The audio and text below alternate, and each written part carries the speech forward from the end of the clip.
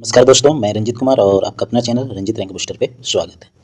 अगर आप science test देना चाहते हैं तो टोटल 10 टेस्ट आपको मात्र 49 रुपये में उपलब्ध है।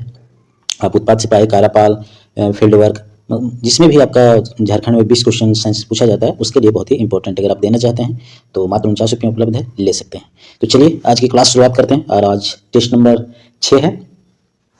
पहला क्वेश्चन है कि किसी वस्तु का जड़त्व मुख्य रूप से किस पर निर्भर करता है, ये आपको बताना है। वस्तु के वेग पर, वस्तु के द्रव्यमान पर, वस्तु के आकार पर या गुरुत्वीय त्वरण पर। तो यह जो निर्भर करता है वह वस्तु के द्रव्यमान पर निर्भर करता है। द्रव्यमान जितना अधिक होगा वस्तु का जड़त्व भी उतना अधिक होगा। जड़त्व वस्तु का वह गुण है जो उसकी विराम या गति की अवस्था में परिवर्तन का विरोध करता है। न्यूटन के प्रथम नियम को जड़त्व का नियम कहा जाता है। एक प्रकाश वर्ष की दूरी लगभग कितनी होती है, ये आपको बताना है। ठीक है, तो यह जो होती है वह 9.46 गुना 10⁻12 किलोमीटर होता है। ठीक है, प्रकाश वर्ष जो है वह दूरी का मात्रक होता है जो निर्वात में प्रकाश द्वारा एक वर्ष में तय गई दूरी होती है। यदि विकल्प में मीटर हो तो यह 9.46 गुना 10⁻15 मीटर होगा। प्रकाश की चाल जो निर्वात में होती है वह 3 गुना 10⁸ मीटर पर सेकेंड होता है। इंद्रधनुष बनने के पीछे मुख्य रूप से कौन सी घटनाएं जिम्मेदार है? केवल अपवर्तन या केवल परावर्तन या अपवर्तन, विक्षेपण और पूर्ण आंतरिक परावर्तन या केवल परिकिरण? ठीक है, आपको ये बताना है। तो यह जो है, जो इंद्रधनुष बनने के मुख्य कारण जो है वह अपवर्तन, विक्षेपण और पूर्ण आंतरिक परावर्तन जिम्मेदार होता है। वर्षा की बूंद जो होती है वह एक छोटे प्रिज्म की तरह कार्य करती है और इसमें प्रकाश का 2 बार अपवर्तन और 1 बार आंतरिक परावर्तन होता है। इंद्रधनुष हमेशा सूर्य की विपरीत दिशा में बनता है, तो ये चीज भी ध्यान रखिएगा। रॉकेट के प्रक्षेपण में ईंधन के रूप में प्रयुक्त तरल गैसें कौन सी होती है? तरल हाइड्रोजन या तरल ऑक्सीजन, सरल नाइट्रोजन और ऑक्सीजन या तरल हीलियम और हाइड्रोजन या केवल तरल मीथेन? कौन सा होता है ये आपको बताना है। तो यह जो होता है यह तरल हाइड्रोजन और तरल ऑक्सीजन होता है। ठीक है, इन्हें कार्योजनिक ईंधन भी कहा जाता है। ठीक है, ये भी ध्यान रखिए क्योंकि इन्हें बहुत कम तापमान पर रखा जाता है। तरल हाइड्रोजन ईंधन का कार्य करती है और तरल ऑक्सीजन जो है वह ऑक्सीकारक का कार्य करती है। और जो रॉकेट का संवेग संरक्षण है यह इसी के सिद्धांत पे रॉकेट उड़ता है। तो ये चीजें भी आप ध्यान रखिएगा। घरों में प्रयुक्त होने वाली एसी की आवृत्ति भारत में कितनी होती है, ये आपको बताना है। ठीक है, तो यह जो होती है वह 50 हर्ट्ज होती है। कितना? 50 हर्ट्ज होती है। भारत में बिजली की सप्लाई 220 वोल्ट और 50 हर्ट्ज पर होती है।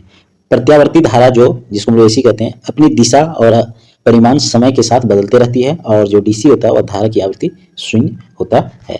परमाणु के अस्थायित्व की व्याख्या सबसे पहले किस मॉडल में की गई थी? थॉमस मॉडल या रदरफोर्ड मॉडल या बोर का मॉडल या डाल्टन मॉडल? ये आपको बताना है। तो यह जो अस्थायित्व का मॉडल था वह था आपका बोर का मॉडल। क्या था? बोर का मॉडल।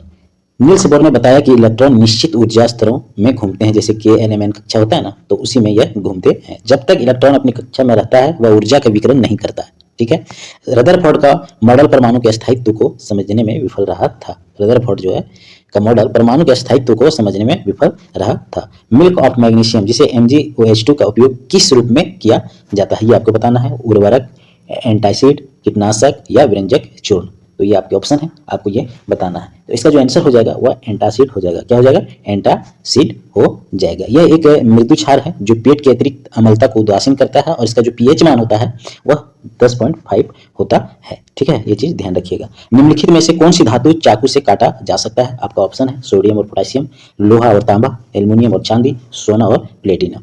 तो जो हम लोग चाकू से कोई धातु को काट सकते हैं तो वह धातु है सोडियम और पोटेशियम। सोडियम और पोटेशियम। ठीक है, ये जो धातुएं होती है वह बहुत ही नरम होती है और बहुत अधिक क्रियाशील होती है। इन्हें हवा और नमी से बचाने के लिए मिट्टी के तेल में डुबाकर रखा जाता है। ये चीज ध्यान रखिएगा। ये धातुएं पानी के साथ अभिक्रिया करके हाइड्रोजन गैस मुक्त करती है और आग पकड़ लेती है। कपड़ों में लगे चाय या कॉफी के धब्बे हटाने के लिए किसका प्रयोग प्रभावी है? नमक का पानी या बेंजीन या बोरेक्स का या मिट्टी का तेल या चूना? अगर हम चाय और कॉफी के धब्बे को हटाने चाहते हैं तो इसमें से कौन सा हम उपयोग करेंगे, ये आपको बताना है। तो बेंजीन या बोरेक्स का उपयोग करेंगे चाय का या कॉफी का धब्बा हटाने के लिए। बोरेक्स का उपयोग दाग धब्बे छुड़ाने के लिए होता है और ब्लीचिंग एजेंट के रूप में होता है। ये चीज ध्यान रखिएगा। वहीं ऑक्जेलिक अम्ल का उपयोग स्याही और जंग के दाग हटाने के लिए होता है। बेंजीन एक कार्बनिक विलायक भी है। कोशिका झिल्ली किस प्रकार की झिल्ली है? पारगम्य है या अपारगम्य है या अर्ध पारगम्य है या पूर्ण पारगम्य है? ये आपको बताना है। तो इसका जो आंसर हो जाएगा वह अर्धपारगम्य ऑप्शन नंबर सी हो जाएगा। यह केवल विशिष्ट अणुओं और आयनों को ही कोशिका के भीतर और बाहर आने जाने देती है। यह लिपिड और प्रोटीन की बनी होती है। ये बहुत इंपॉर्टेंट है, बहुत बार एग्जाम में पूछा भी है, तो ये ध्यान रखिएगा। पादप कोशिका में इसके बाहर जो होता है वह कोशिका भित्ति होती है, जो केवल सेलुलोज का बना होता है। मनुष्य के श्वसन के दौरान फेफड़ों में गैसों का विनिमय कहाँ होता है? श्वास नली में होता है, या श्वसनी में होता है, या कुपिका में होता है, या स्वयंत्र में होता है? यह आपको बताना है। तो इसका जो आंसर हो जाएगा वह कुपिका हो जाएगा। क्या हो जाएगा? कुपिका। कुपिकाएं गुब्बारे जैसी संरचनाएं होती है, इसके आकार जो होती है वह संरचनाएं जैसी होती है, और जहां रक्त और वायु के बीच O2 और CO2 का आदान प्रदान होता है। ठीक है। मनुष्य का मुख्य श्वसन वर्णक जो है वह हीमोग्लोबिन है। क्या है? हीमोग्लोबिन। हीमोग्लोबिन ऑक्सीजन के प्रति उच्च बंधुता रखता है। ठीक है। विटामिन डी की कमी से वयस्कों में होने वाले रोग कौन सा है? रिकेट्स है, या ऑस्टियोमलेशिया है, या बेरीबेरी है, या जेरोफैक्टिलीमिया है? ये आपको बताना है। ठीक है। तो इसका जो आंसर हो जाएगा वह ऑस्टियोमलेशिया हो जाएगा। ठीक है। रिकेट्स बच्चों में होता है बीमारी, जबकि ऑस्टियोमलेशिया जो है वह वयस्कों में हड्डियों को नरम कर देता है। और सूर्य का प्रकाश जो है विटामिन डी का प्राकृतिक स्रोत है, ये भी ध्यान रखिएगा, इसलिए इसे सनशाइन विटामिन भी कहते हैं। किसको? विटामिन डी को। ठीक है। विटामिन डी कैल्शियम के अवशोषण में मदद करता है। डीएनए फिंगरप्रिंट के जनक कौन है? Doctor Hargobind Khorana, sir Alex Jeffreys, या जेम्स वाटसन, या लुई पास्चर? ठीक है।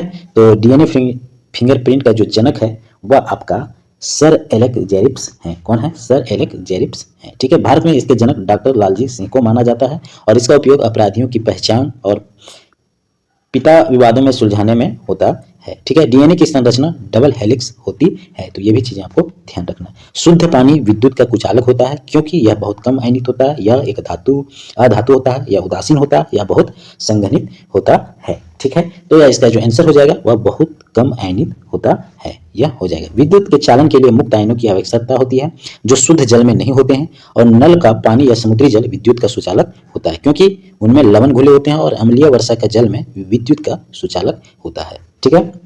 ग्रेग मेंडल ने मटर के पौधों की कितने जोड़ी लक्षणों का अध्ययन किया था? 5, 7, 10 या 12? तो ग्रेग मेंडल ने जो मटर पे अध्ययन किया था वह जोड़ी जो था वह टोटल जो था वह आपका 7 था। कितना था? 7 था। इनमें तने की लंबाई, फूल का रंग, बीज का आकार और रंग जैसे 7 पर्यायवाची लक्षण शामिल थे। ठीक है। मेंडल ने मटर को इसलिए चुना क्योंकि इसका जीवन चक्र छोटा होता है।